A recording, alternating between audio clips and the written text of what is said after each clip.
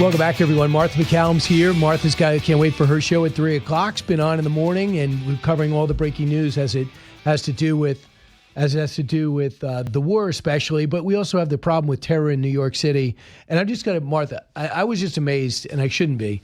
The New York Times is like the top 12 stories, 10 of which are negative. You would think that we are we have hit one target. I know. We haven't killed 80 leaders we have not wiped out their Navy. All I'm seeing is doom and gloom from the New York Times and the Washington Post.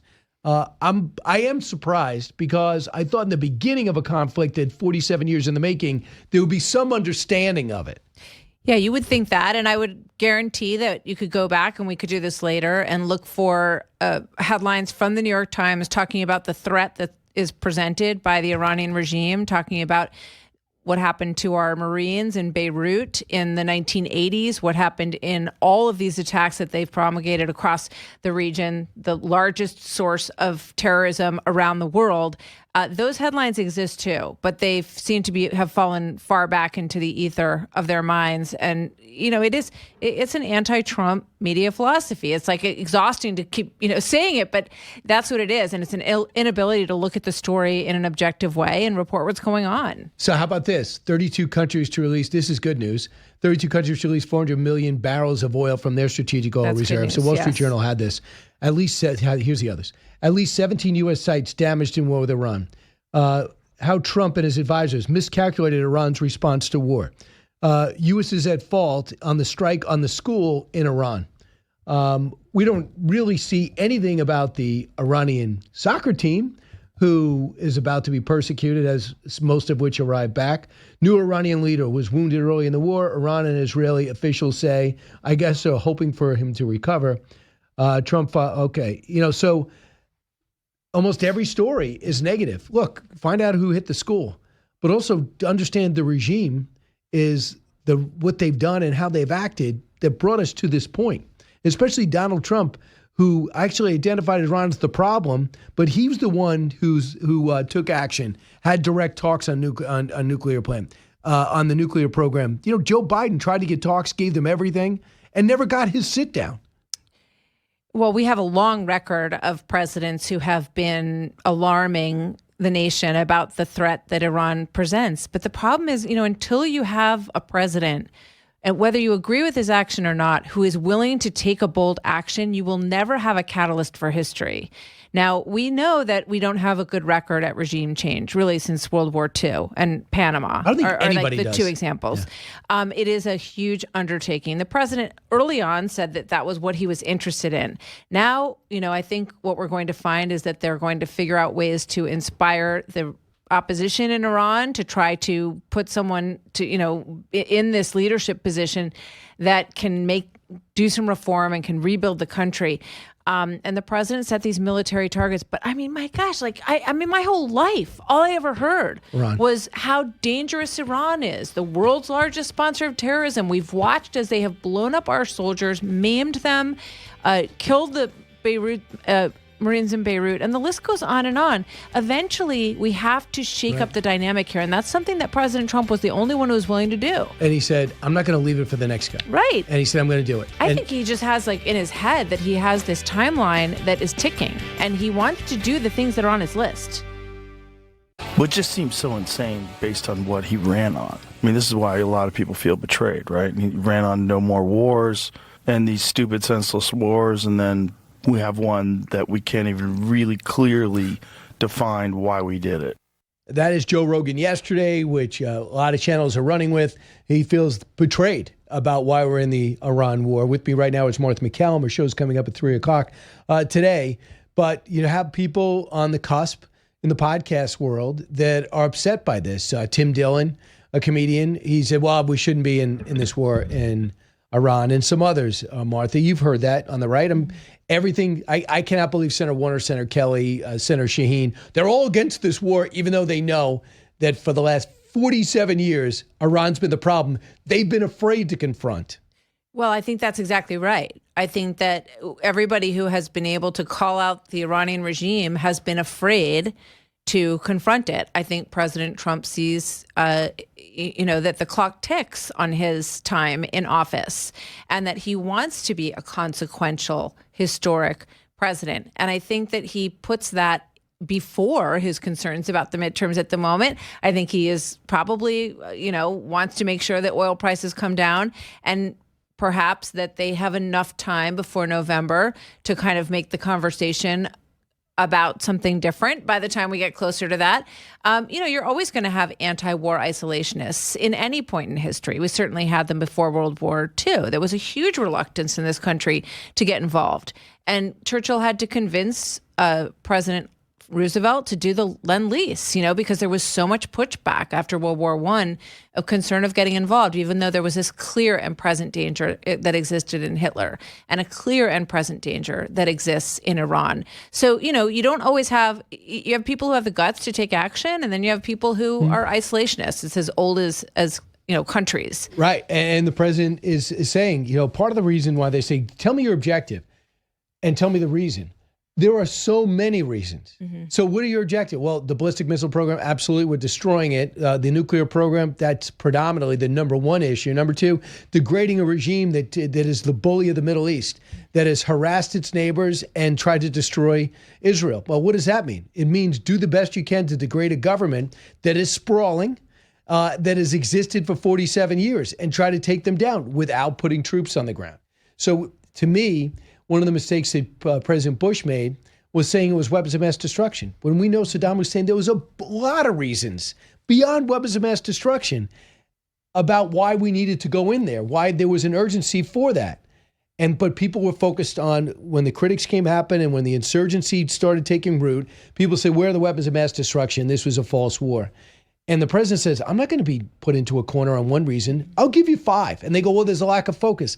Not really. It's to show you how needed this operation was. Yeah, I think we heard the president talk about hoping that the people of Iran rise up and change their own regime. And I think that the strategy here is to soften everything around it to allow that to happen.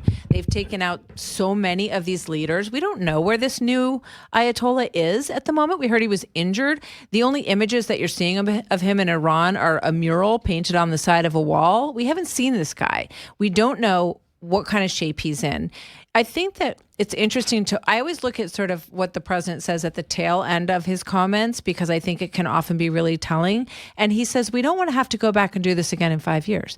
That tells you what you need to know. They want to destroy the roots of this regime. Is that a very tall order? Yes. This regime is so divided into different silos that these silos don't trust each other. Every couple of years, huge factions of the leadership, the Ayatollah's leadership, would end up in prison because they were afraid that they were going to try to overthrow the leadership in Iran. So it's enormously complicated, but I think the president has a big picture goal here that's very significant. And I think that it's very interesting that Netanyahu came forward and said to the Iranian people, the coming days will bring you opportunity to free yourselves. Now, look, president does talk loose with words. The prime minister doesn't. This is an intentional statement. Isn't fourth question, walk into the plane. What do you think about the Iranian people? Yes, rise up. No, this is, hey, I have a tape. Make sure this is rolling. I have a message. The coming days will bring an opportunity to free yourselves. Be ready as an elite counterterrorism unit has been deployed to protect Iran's newly appointed supreme leader. So he wants them to come out. Now, what he also has to do is find a way for them to get this. They have to find a way to get the internet back on, some type of Starlink system.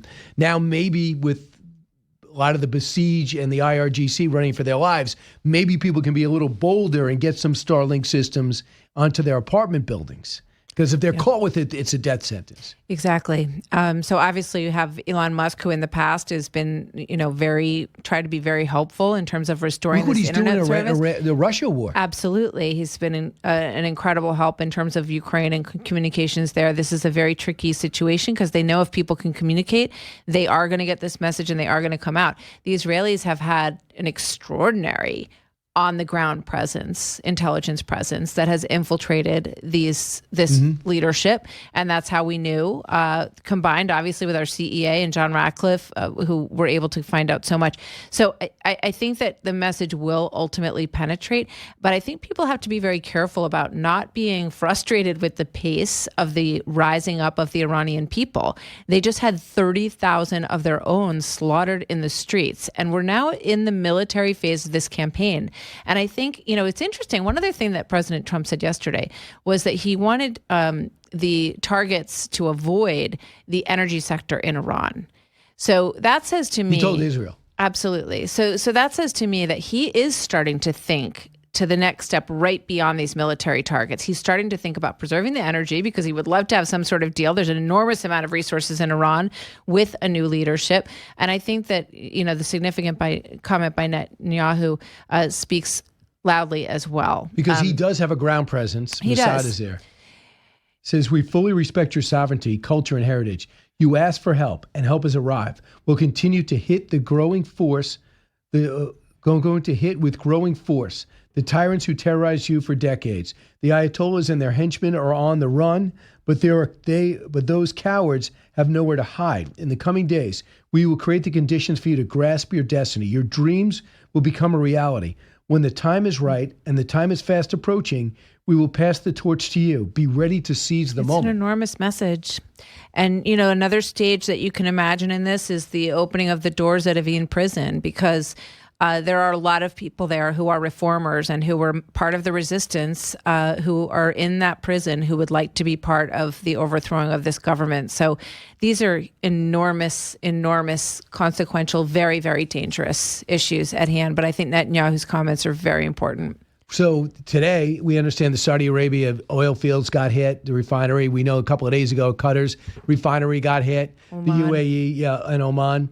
So they're trying to get to the energy sector.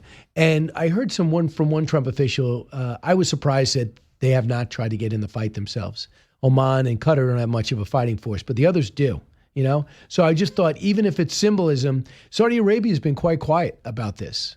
So I'm wondering, I hear the Trump people say we don't really need them in the fight, but I think for their population, it would look good, I believe, if they were in the fight, sticking up for themselves.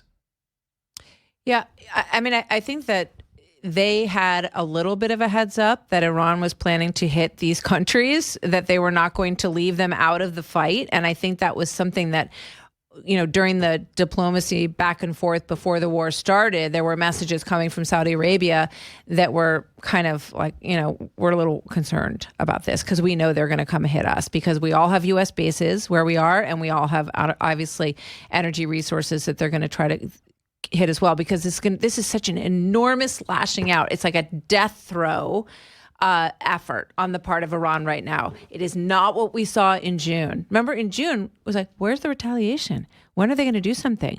They eventually did sort of a very minor retaliation at Al Udeid Air Base after we had already evacuated most people. There were some injuries as a result of that attack, but it was very, very limited. So this is a complete death throw, sort of King Kong lashing out, trying to grab everything that's in the air. Before he drowns. Absolutely. Absolutely. That's how I see it, and that's how a lot of people that I've spoken to see it. So I think, it's a stay the course moment. I don't know why you're not seeing. I'm not sure how strong the capability of the military really is in some of the Gulf countries, because we haven't ever really seen it fully exercised. I know that they did flyovers, 6 months ago without any bombs on the planes, because a lot of their pilots, weren't really able to do that. But now we have seen them take down some Iranian jets. So I think they are getting up on their feet, and I think the fact that they're backing the effort and standing strongly with the United States and Israel, it does mean a lot. Well, last Saturday, you saw the story right as it started that Saudi Arabia was pushing President Trump to act. So wait a second. The Gulf states are upset. They don't want to use our bases. Now, at the very least, they better, I assume they have allowed us to use their bases. In the beginning, they said you can't be based out of here. I assume that changed. Maybe they don't want to tell their population. I'm not sure. Or the Iranians. Yeah, but it's such a sea change from what we saw. Think about what we heard from the allies, from our typical historical allies on this, from the UK, from France, and they're like, day late, dollar short reaction, I think, just tells you what you need to know about the changing dynamic in the world. You've got Gulf states lining up with Israel, okay? Mm-hmm. And you have European nations not coming to our aid until they're pressed. Think about the fact that these countries in Europe sent, albeit very small, forces to Greenland because they were so upset that Greenland was going to be invaded by President Trump. They reacted like that to that idea. Oh, we got to go protect Greenland from President Trump. But then when they're asked to be part of this historic effort to take down this country that everyone has been trying to isolate for decades, they're like, I don't know, don't touch our base though. Yeah. Maybe possibly we'll help you in a defensive posture. Oh, it's not in our Constitution to do that. And then they all start coming around. It just makes them look extraordinarily weak. Well, Prime Minister Starmer said, well, this is a legal war. I got to find a legal justification for it. You know what they found? They had two of their battleships were heading up to the Arctic. Mm-hmm. So they're going to head up to the Arctic to guard Greenland against a U.S. invasion, and they had to bring them back home. I don't know. There's like a Monty Python-esque element to that whole move, I got to say. Right. It's interesting. But, you know, to their defense a little bit, Trump never really asked them. You know, he did this on his own. Mm-hmm. He didn't say, NATO, I got to have a meeting. Do you have a Zoom? I think he was just, don't you think he was concerned it would leak? True. I mean, I think that the integrity of the mission was the highest priority. You see what Tony Blair said?